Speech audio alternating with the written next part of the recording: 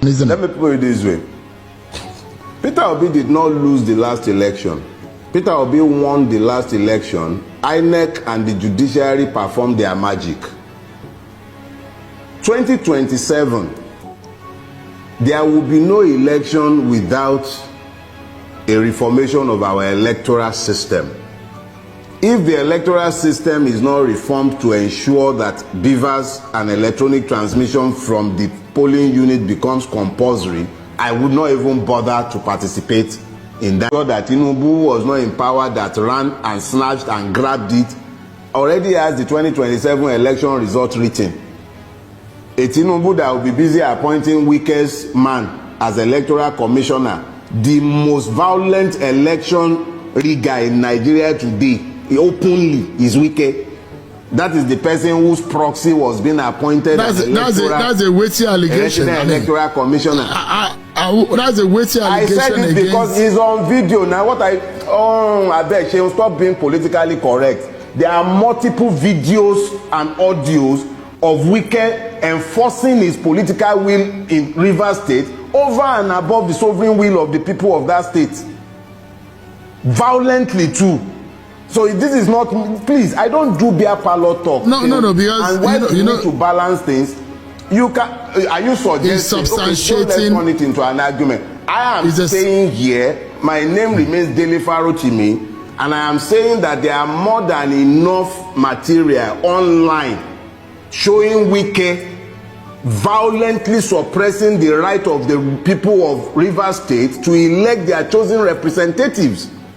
And I am saying that his personal aide, his person, has already been appointed a resident electoral commission since Tinubu came to power. So how can you be talking about a free and fair election in 2027 when it's already a fait accompli that without consequential amendment of the Electoral Act, without a consequential reformation of our judicial system, the same madness that took place in 2023 will repeat itself in 2027.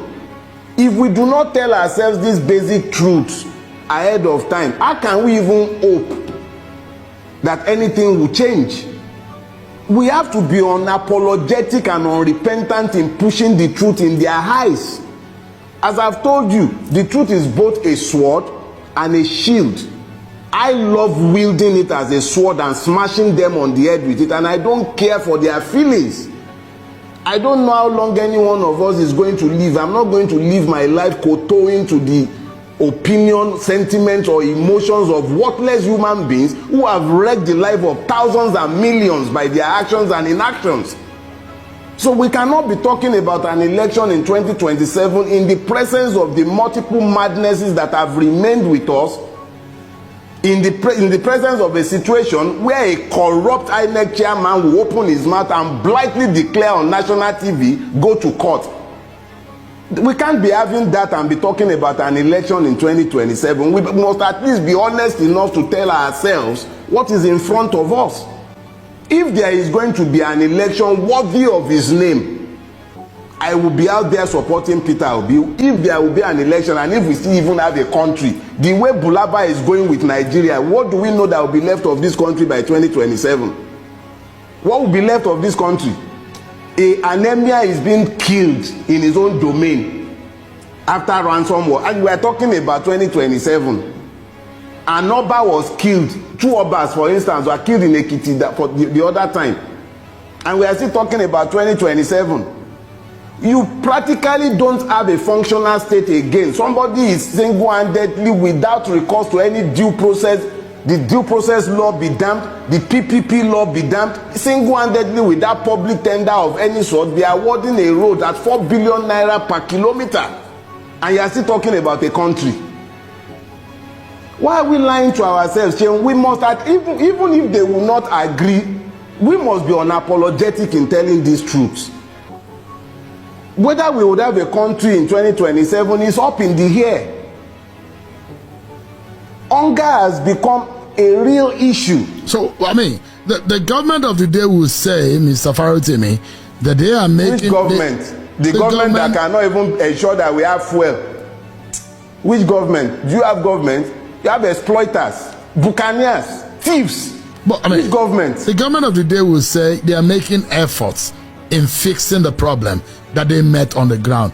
It's still early in the day. They just have about a year. I'm Chinese too. I'm Chinese and I'm 6'7". Do you believe me?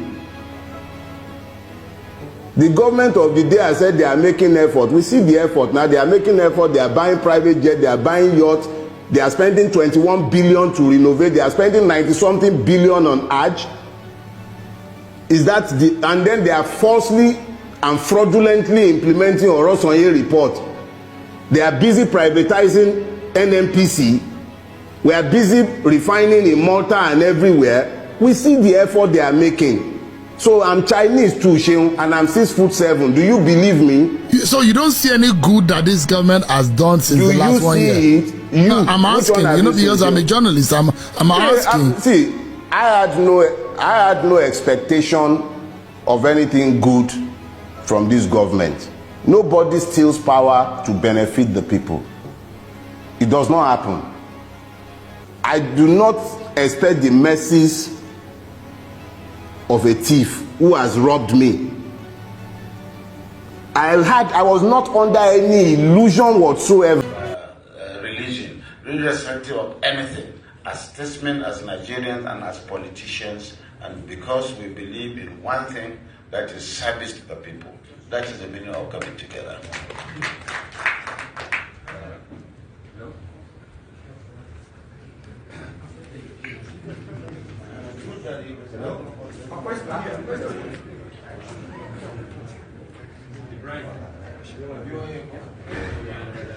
Sir, with due respect to Mr. Peter Obi, I will first of all talk on a lighter note. My name is Abdulwahab Muhammad from the Voice of America.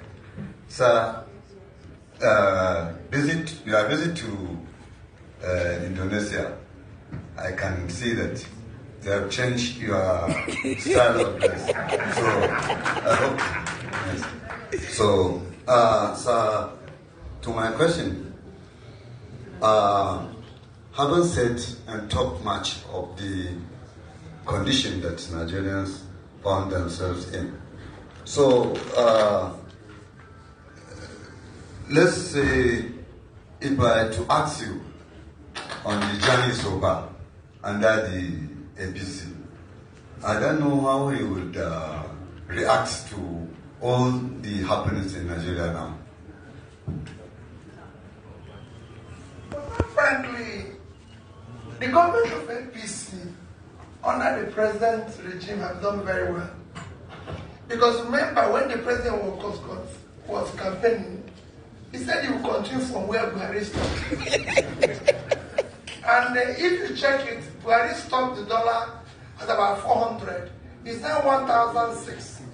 So it's done very well. The rice was about 30,000. It's now over 100,000. Beans was about 40,000. It's now over 100,000.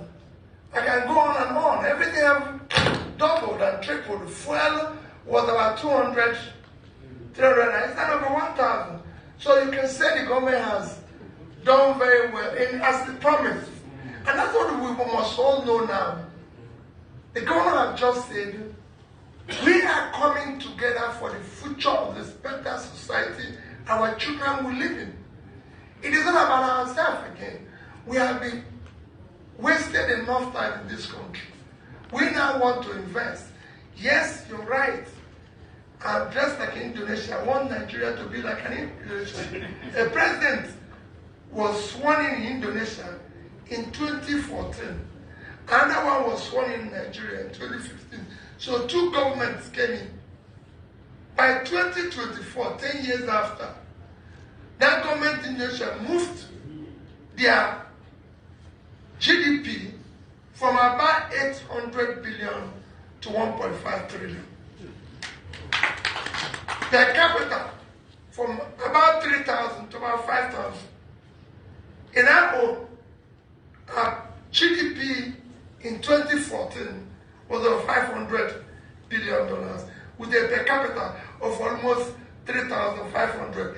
By 2024, we were down to GDP of $200 billion and per capita of below $2,000. That is the difference. So if I wear this, I'm wearing it out of, this is where we want to go. We want to have improvement. We are a country of about 213 million. Indonesia is about 280 million. They have about 4,000 universities. We have less than 200 universities, less than 5%. I can go on and on. I traveled to Indonesia with 2 of my colleagues who are Muslims.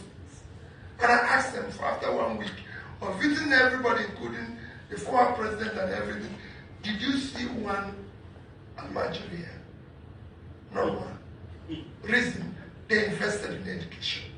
I have been and financed and supporting about 3 Almajiri schools now, am I right? Up to 4 of them. And there I find the most brilliant people in the world. Young kids in their 10s were able to memorize the Quran. If they can't go to school, I'll take school to them. Because they will take their engineering there. They will learn, they will become doctors from there. They will take everything from there. We want to put them out of poverty. I want them all to return to where the industries in Bombay, Shradan 1, Shradan 2 in Kano is working. We want to see the textile companies in Kaduna. We want things to change. So it's not about anything. This hasn't changed. Things have deteriorated. That's exactly what it is. And that's what we want to turn it around. That's why he said with timelines, it's no longer, Nigerians are not fed up of promises. We want to invest in critical areas of development, education, health, and pulling people out of poverty. That is not the news you see here. The news you see in our country today is the news of every day one drama or the other. We want to end the drama so that we can watch film in the evening, discuss my business in the day.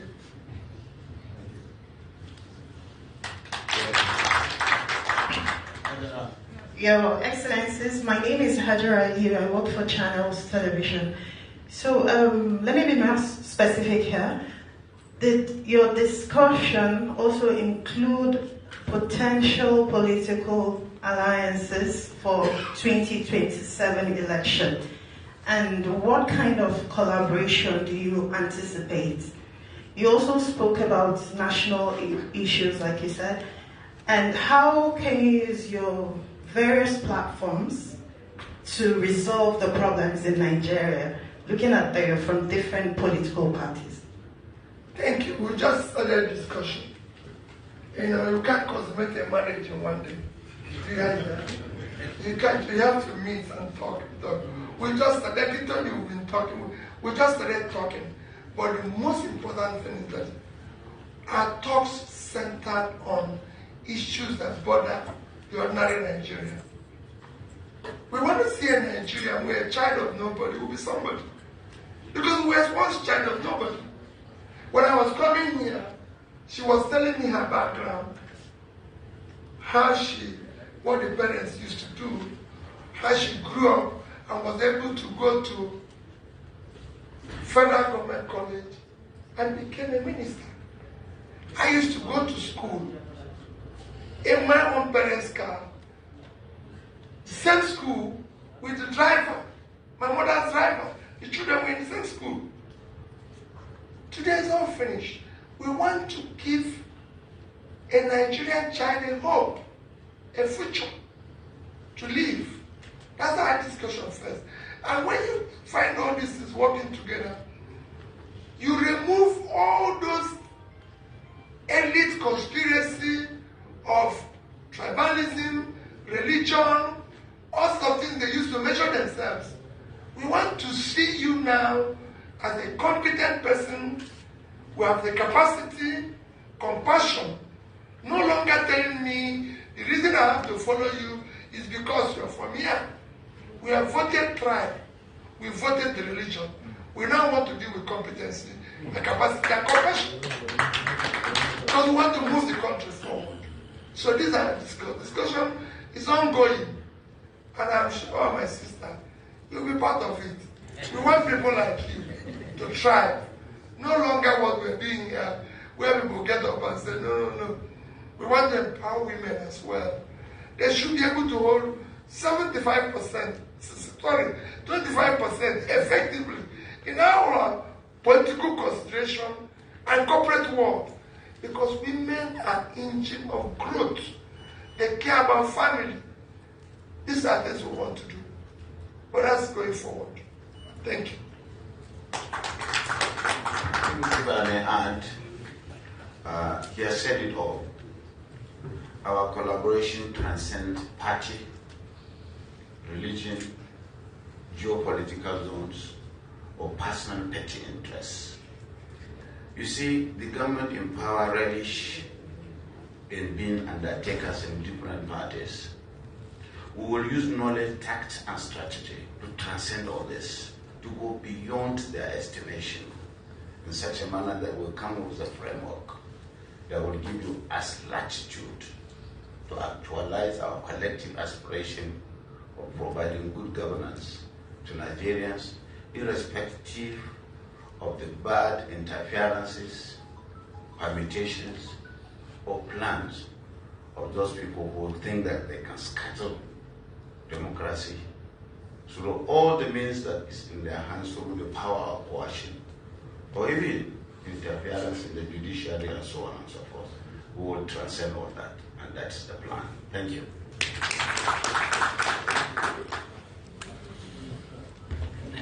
Finally, we thank God Almighty for providing what is required to see the success of this meeting. We appreciate the two eminent figures in the Nigerian political landscape, that His Excellency Mr. Peter Obi, CON, and His Excellency Distinguished Senator Bola Abdul Qadir Mohammed, and the Good evening, my people. Welcome to Local Matter. Another breaking news down the like this. So many leaders from Nigeria, they don't declare their support for Peter Obi for 2027 election. But as it be, so even some people see the reason, say there's nothing Peter Obi go fit do. When we say Peter Obi go fit defeat Tinubu for 2027 election, now within some people the reason be that too. But as it be, so even the northern and west support Tinubu before Tinubu go fit win election for 2023 election. They don't invest for Tinubu because of waiting they happen for this country, because of people where Tinubu they shoot them for this country. Now how the matter they go be that. But the only one where surprised me now be Atiku wey go visit Obasanjo, go talk to Obasanjo, make Obasanjo talk to Peter Obi, make Peter Obi go fit deputize am for 2027. And the only cocoa where they surprise me be that. But as it be, so I know say that one no go fit happen for this country. Make I not even talk too much now. Mona watch this video, Mona hear everything they happen for inside this video, Mona hear everything that they talk about Peter Obi for inside this video. But if today be the first time when they come across this channel, I beg don't forget to like, share, and subscribe so that whenever we drop another Ogbonge video, then go be the first person where go see am.